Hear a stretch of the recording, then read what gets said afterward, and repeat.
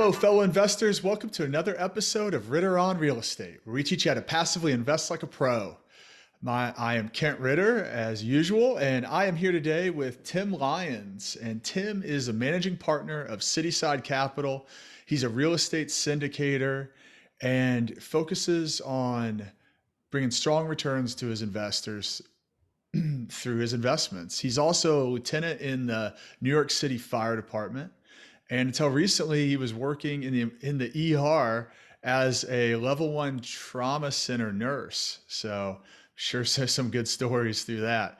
But Tim, excited to have you here today. Excited to hear your story and this evolution into multifamily. And but before we dig in right there, tell the listeners a little bit about yourself and how you got to where you are today.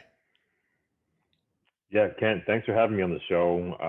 Much appreciation for that. And yeah, I mean, it's quite an interesting combination, right? ER nurse, firefighter, and now a real estate syndicator. It's not every day you kind of meet one of those. But yeah, so listen, I was one of those kids as growing up in a neighborhood right outside of New York City. I was obsessed with fire trucks from a young age. I used to chase them around the neighborhood, and make my mom kind of drive me all over town. If there was a fire, I wanted to go watch it, and I could never shake it. So I get to college, and I'm in college. 9/11 happens, and my uncle Al was a captain in the New York City Fire Department, and he was crushed under Tower 2. And he ended up having a special radio that he could kind of talk directly with the dispatchers, and they were able to get him out. And I really think like right after that, I'm up at, Providence College up in Rhode Island. I'm, 180 miles away from New York City. And I just knew that there was, people that I knew and people that were going to be close to our family that would have been involved and impacted by this. And obviously it came true. So I think right after that, like that day, I said to myself, I'm going to be a New York City firefighter. That's it. Like I just watched those guys on the news and, I was sold. And, I finished out college, and 2 weeks after graduation, I got called to be a New York City firefighter, and it was like a dream come true. I mean, the timing couldn't have been any better, and I loved it. I was 22. I had this great job. It was exciting. I mean, it was thrilling. And a lot of firefighters work on the side. We work 24-hour shifts, and then we have a couple of days off in between our 24 hours shifts. And a lot of guys are handy and they do, roofing, construction, contracting, HVAC, and I don't have any of those skills. So I kind of, I was a role player with some of those guys, but I just knew I didn't want to do kind of manual labor. So I went back to nursing school. I had worked with a bunch of nurses, guys who, on the side worked at a hospital or home care. And they talked me into it. And it wasn't a hard sell because I always joked that I was pre-med for about 15 minutes back in college, before before the wheels fell off kind of. And so I mean, that's kind of what I did. And, for a while, and in the meantime, I got married, I had my first kid. And, when my kids were little, they're 10, 7, and 2 now. But when they were little, and they didn't really notice if I was working 70, 80, 90 hours a week. And the bills were paid. We had some savings. It was going on vacations twice a year or something. And, it was all good. But then they got a little bigger and started talking, and they were like missing me and guilt tripping the heck out of me. Like, Daddy, you just got home last night from the firehouse and now you're going to go to the hospital. And I could tell my wife was feeling it. I was feeling it. My kids were feeling it. And I just knew there had to be a better way. And, real estate kind of was always in the back of my mind as someday I'll get into real estate. Someday I'll do this and someday I'll do that. And, I think I was just stuck with that narrative in my head that, I can't do it. I don't have enough money. How am I going to get into it? And, I just started to slowly educate myself. I was always interested in finance, been reading the Wall Street Journal since college. And I started reading books, and then I got into podcasts, and then I read Rich Dad, Poor Dad, right? The book that kind of changes everybody's mindset around real estate investing. And that was the summer of 19. And Kent, by November of 19, I was closing on my first 3-family property with a friend of mine had gone into it with me. And very shortly thereafter, we had our proof of concept. My wife and I, we did better on our taxes. We had some cash flow coming in, and I had enough capital for maybe one more similar type purchase. But I just didn't feel like the three family was moving the needle for me in a way that I wanted to jump into another one. So I continued down the education piece, and I kept on hearing about multifamily real estate. And again, the limiting beliefs kind of creeped in. I don't understand the spreadsheets and the underwriting and how do you value it, and net operating income and cap rates. And I was kind of lost. And I kept on hearing about people getting educated with a mentorship or a coaching program. And I always joke that, I have a healthy dose of skepticism baked into my DNA. And I just didn't know that there was an ROI to pay for coaching or to pay for a mentor. I wasn't there yet, but I started to reach out to some students of different programs and getting their feedback. And it kind of crystallized to me that if I wanted to maintain the W-2 job as a New York City firefighter, and do this real estate, that I really kind of needed, that extra push and that accountability and the certainty and the clarity that a network of like-minded individuals would kind of bring to me.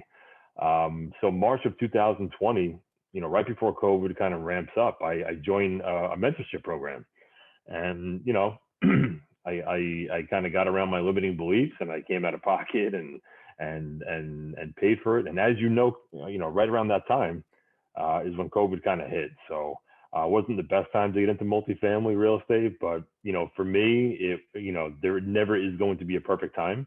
And I can talk a little bit more about that onboarding process because it was a little unique with COVID. But I'll throw it back to you to see if you want to unpack any of that.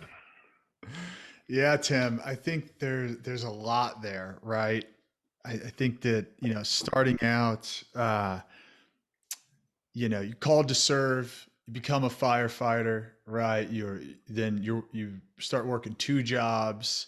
Man, I really resonate with the idea of like your kids and family, missing you, guilt tripping you. I mean, really just such a similar situation to what I was in. And we've both been able to find freedom in this. And so that's fantastic. That's really the name of the game, right? Is that time freedom to do what you want and be the husband and father that you want to be, right? So that's awesome. Congratulations there. But Absolutely. let's go back. So you're working at the fire, you're working the two jobs, you're kind of living the W-2 lifestyle, right? You said a couple vacations a year, you're doing this, doing that, but and it even sounds like the work was pretty satisfying, but you just didn't have that balance, right? You didn't have any work-life balance at that point. And so you get into, and you're just thinking one day real estate. What was it that really made you land on real estate? Why real estate as the next place you go from being a nurse? Yeah, I mean, I'd been down the rabbit hole of these podcasts, and when I've always kind of be conditioned to go to school, get good grades, go get a good job, max out your 401k, get a job with a pension if you can, and I was checking all those boxes. And I understand the stock market. I'm not a expert at it, but I understand it, and there's ups and downs, and and I just felt like I had no control. And I just felt like, if I had excess cash and I put it into a Vanguard ETF or Fidelity, mutual fund, like that wasn't going to move the needle for me either. Yeah. And I don't know who it was on a podcast, but they said, you know what, you can't save your way to wealth. And that kind of hit me like a ton of bricks. And even like The Millionaire Next Door, that book, they talk about the millionaire next door, but it's over like decades of saving and being diligent. And I just wanted to see what was out there that I could do today to improve my tomorrow.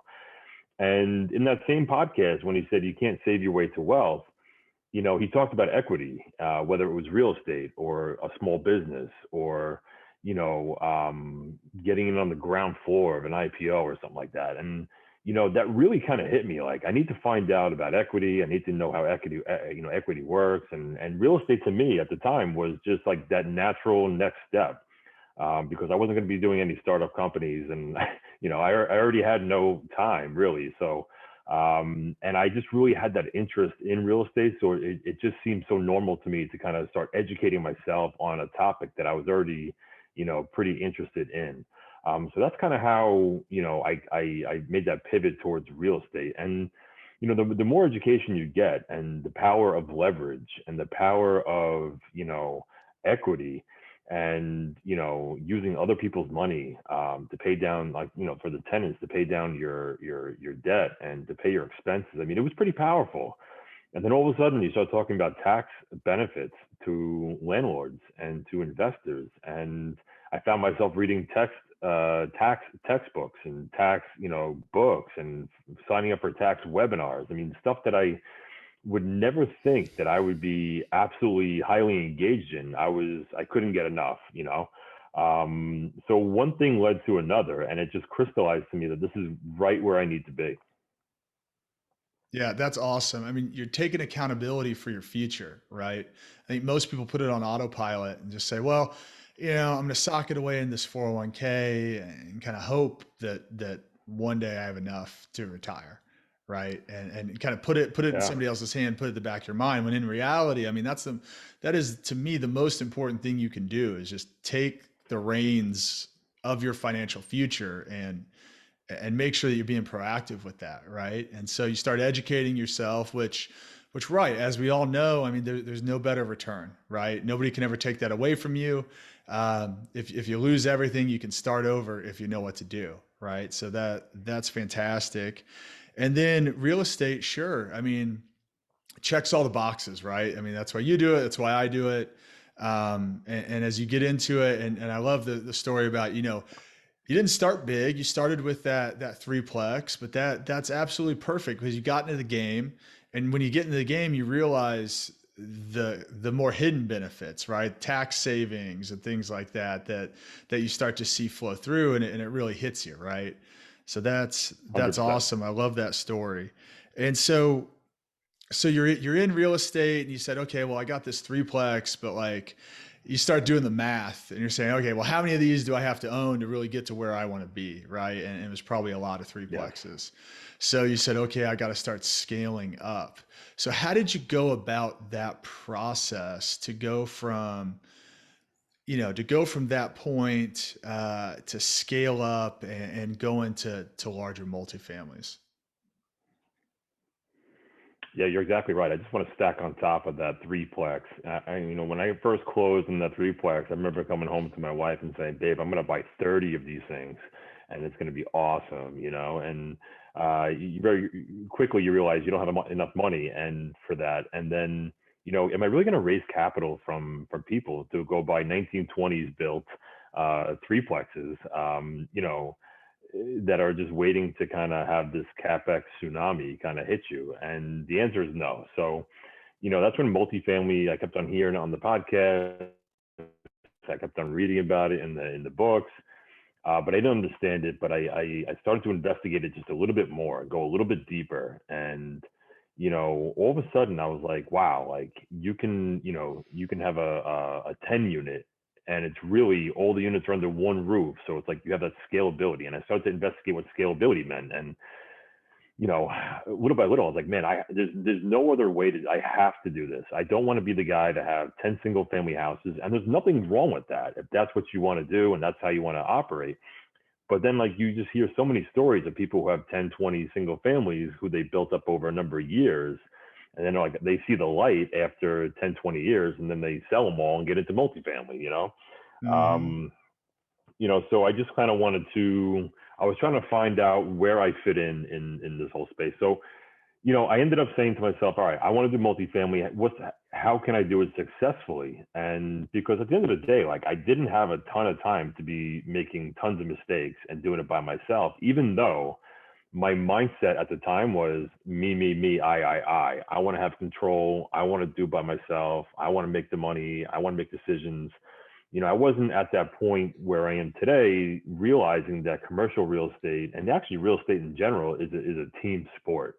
So I think once I kind of had that paradigm shift of a team sport mentality, I was way more open to being mentored and coached. And, that's what I did. And, to be honest with you, the program that I aligned myself with, if I lost everything today, I would go absolutely back to them on day one, and I'd find a way to get back in, because that has absolutely been the key to my success so far. Gotcha. Very good. Again, going out and finding the mentor, making it happen, getting things done, and kind of just again taking ownership of your future here. So what was the next deal that you did after the threeplex? Yeah, so the next one was a 43 unit syndication with actually it was the guy who was mentoring and coaching me. It was his deal, and he gave me the opportunity of a lifetime to kind of get a behind the scenes look and a peek behind the curtain, if you will, on how a syndication works. And when I got into the multifamily mentorship, I thought I was going to do a 10 or a 20 unit building with my brother and my other brother and my dad, maybe, and a friend or two. Like, I didn't have any concept about the syndication model. I mean, I've heard of it, but that wasn't for me, I guess. And then all of a sudden, I had a chance to see exactly how it worked, and I had a chance to be, at the table and then raise some money. And at the time, I was like, I don't know if I can raise $200, and I ended up raising 150,000 for that first deal. And, I was like, wow, like that's really powerful that you can not only, be a general partner in a syndication, but that you can actually have an opportunity for your inner circle, for your friends and family to, deploy their capital into real estate and in a passive nature. All of a sudden the light bulb went on, and I was hooked on the syndication model. So that was the first deal. And then, everybody hears about the law of the first deal, right, Ken? And very quickly thereafter, deals 2, 3, 4, and 5 came. So Wow, very good, very good. So you grew a lot in a short time, right? Let's say from that mentality of that threeplex up to how many units did you say now? 720 something you've been a part of? yes, 726, I think. Yep. Oh, very good. So talk to me about how your mindset changed from going back to that threeplex up to what you're doing now, and talk to me how did you overcome those limiting beliefs you talked about? Maybe what were the beliefs, and then how did you get past them? Because I think that can help other people who may be thinking the same thing. Yeah. I don't know how much time you have, because this is a loaded question, right? But in short, when I decided to do this multifamily mentorship, I actually retired from the hospital because I just couldn't swing two jobs and then really kind of diving into real estate. So I let go of a side job that I was making like $35,000 a year. And at the time, I'm paying for this mentorship, and I was taking a big risk, and COVID is about to hit. Um, so I that first deal, I was still in the mindset that I'm Tim the fireman and Tim the ER nurse and Tim the dad of three, the married father of three girls. Like, I didn't have that mindset that I was Tim the real estate investor. So when that first deal came, like, I didn't even know how to raise capital. I didn't know how to even approach somebody with a deal. And that was a big learning experience, because what I found was you can't just start attacking your inner circle with like IRRs and cash on cash returns and equity multiples. I mean, they look at you like, like you're making them dizzy. So that was a huge learning experience for me. And I think that was the impetus for me to say, okay, this thing has legs for me, and I enjoy this and I like this model. Now I got to go figure out how to really kind of make it work. So it was the paradigm shift of Tim the fireman, Tim the ER nurse, to Tim the real estate investor that's kind of taken me to where I am today through the last 12, 15 months, and really just kind of embodying the fact that I know what syndication is, I know how it works, and now I need to basically tell people in a authentic, connected way. Here's what I'm doing. Here's how I did it. I'm a regular guy just like you. And this is how maybe you can be involved. Do you want to hear more about it? Yes. And by and large, like, just by doing that, and not, instead of going right to your people with like, returns and deals and, whatever. That has been, just instrumental for me and for my investors and for the success that I've had up until today. Yeah, no, I think that that's exactly right, and I can see why you've had the success that you've had. And so that's a fantastic story of really changing. You really changed your perception of yourself, right? And Mhm. you were able to kind of see yourself in a new way, and therefore allow others to see yourself in a new way. And I think that's really powerful. I mean, that's some powerful mindset stuff right there, right? I think really important, but important for people to know that that's possible, and it's possible at any time in your life, and it's possible coming from any career, right? I mean, I think that's what you're trying to talk about, right? Coming as, a firefighter and a nurse. I mean, you didn't have a finance background, you didn't have a real estate background, but you took charge, you educated yourself, and look at the position you're in now, right? Well, that's just it. I mean, people, for me at least, like when people see what we're doing, people are always watching what you're doing, right? I just think it's in our nature, whether it's social media or your neighbors or your community, people know kind of what you're doing. And I find myself now, I'm in the supermarket and people are like, yo, Tim, like, what is that real estate thing you're doing? Let's go get coffee next week. Let's go get lunch, let's go get drinks, whatever, and they're seeing what I'm doing, but also I'm kind of living it too, right? I've invested now as a limited partner in a couple of deals, so I kind of know what it feels like to have good communication from the sponsor and maybe not so good communication from a sponsor.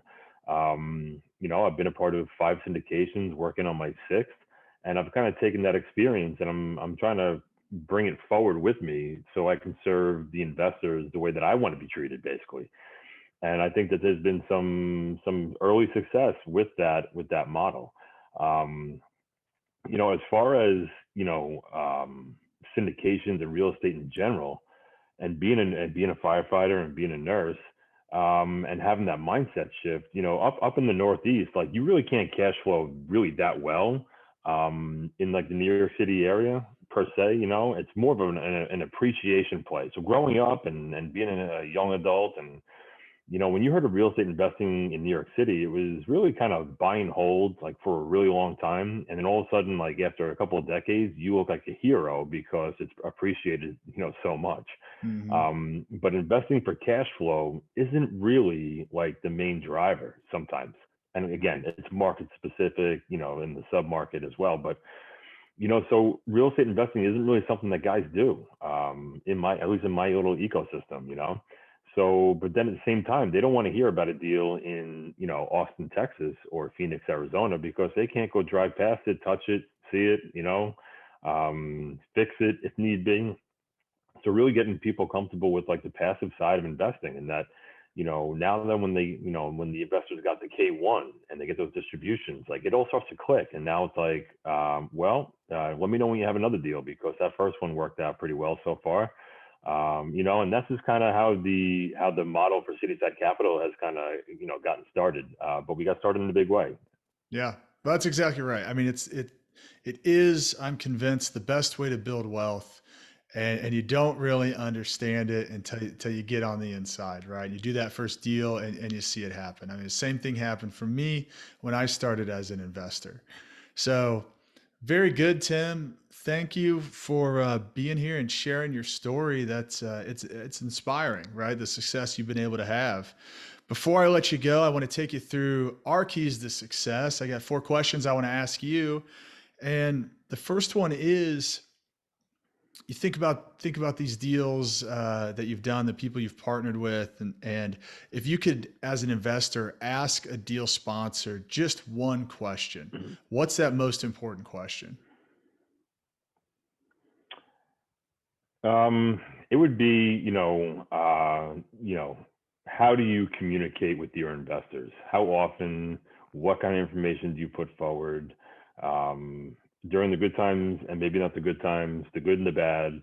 I think it's really easy to report to your investors when things are just being hit out of the park and everyone has this like little high of a dopamine hit, but then COVID hits, maybe collections aren't as strong, or maybe there's, whatever, a chiller that needs to be replaced, or something like that. You really got to kind of just let people know what's going on. I mean, they are investing in real estate right alongside you. And so I would just really kind of focus on that communications piece. Yeah, great advice. I mean, I think communication is key to so much in life, right? Hmm. What are you most proud of in your career? So in the multifamily space, I'm just proud that I am where I am today, and I've been able to bring people kind of on the journey, with me. I think for so much of my life, it was kind of like me, me, me, I. How am I going to do this? And this kind of gives me an opportunity to not only work from home and have a great business, and build wealth and have cash flow, and but it really kind of gives me an opportunity to kind of reconnect with a lot of people that I maybe haven't connected with in a long time, and tell them what I'm doing, and a lot of them have jumped in, right alongside me. So it's really having that impact, and helping people with what I consider to be the greatest wealth building tool available, is multifamily real estate. Right on. What is a book that everybody should read? Oh, The Story Brand by Donald Miller is a must read if you are an entrepreneur, real estate entrepreneur, small business owner. If you're starting out a website, if you're trying to get in the marketing space, I mean, he is just a masterful storyteller, and that book is super powerful. Awesome. Everybody, make sure you check that out. And last but not least, what is your number one key to success? Getting up early. I used to kind of just wake up with the kids, or wake up when the sun was beating on my face through the window, and start my day. And since I've been doing this real estate journey, I've been getting up at like 5 o'clock in the morning, and it hurts in the beginning. It certainly hurts in the beginning, but once you get into the routine, and you can get, well, I get two hours of peace and quiet, and I got time to think. I got time to respond to emails. I got time to get a little workout in. Time to write down my goals. Without because all of a sudden the gunshot goes off and the kids are awake, and then you're off to the races, right? Yeah. So for me, it's certainly just having that morning routine. Yeah, I think that's great advice. I mean, if you've got smaller kids, like you and I both do, it is the only peace and quiet you get, right? You Yes, got to sir. get up in the morning. Yeah, you got to beat 100%. everybody up. Well, That's it. awesome. Well, Tim, thank you so much for coming on the show today, sharing your journey, crushing those limiting beliefs, and congratulations on your success. Thank you, sir. Thank you very much for the opportunity to be here, and I hope your listeners get something out of it. Yeah, absolutely.